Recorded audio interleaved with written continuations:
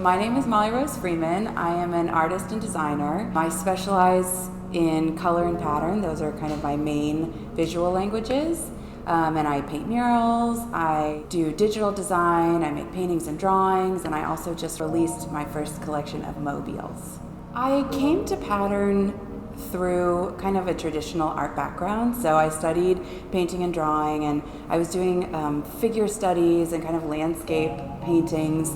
And I had kind of a moment where I realized that I wasn't really interested in some of those like classical motifs. And I took a step back. I think I even turned it upside down to kind of get a new perspective, and I realized that everything in that painting was covered in pattern. So like the figure was like wearing a patterned garment on a patterned background on a patterned surface, and it was a little bit of a wake-up call, like you are only interested in pattern, you are not interested in these things.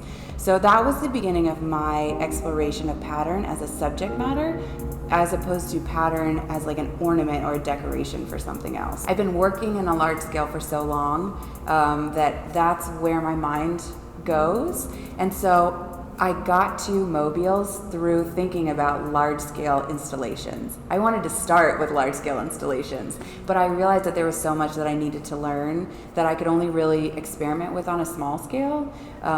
So the idea, probably in the next couple of years, hopefully, these mobiles will be able to translate into a much larger format. It began this whole journey of researching all of the places where pattern exists, like the way that seashells are formed, or the way that flowers grow, or the cycles of the sun and the moon. But on like the most basic level, pattern is the thing that arranges our whole universe. So I think that it will probably be a lifetime work because there's never an end to the inspiration.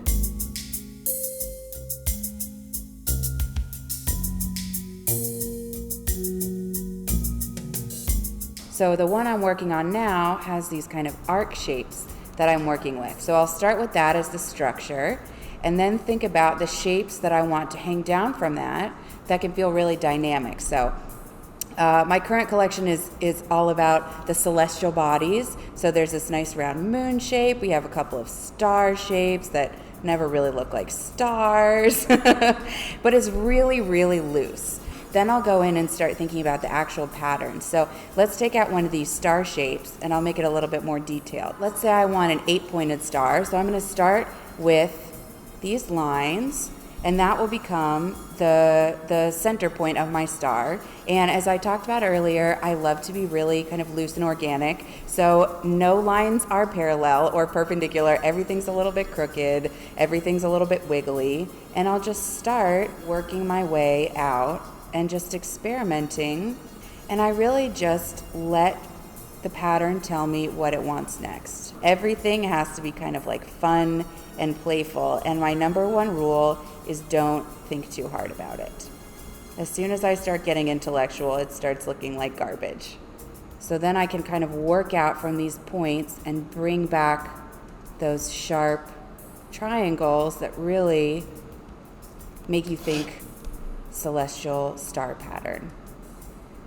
And when you're working like this, you find that you're going to have to turn your notebook.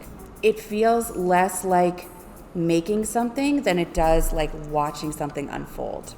So there's our star today. This may become an acrylic piece, I don't know. And the next step would be for me to transfer this into a vector format. So I have my handy dandy iPad Pro that I use. And basically what I do is I take a picture of this and just kind of trace it in a drawing program that I have, and it automatically turns it into a vector file, super easy. And then I send that to a shop that does laser cutting. So this drawing process is just the first step before the kind of 3D considerations, but it's my favorite.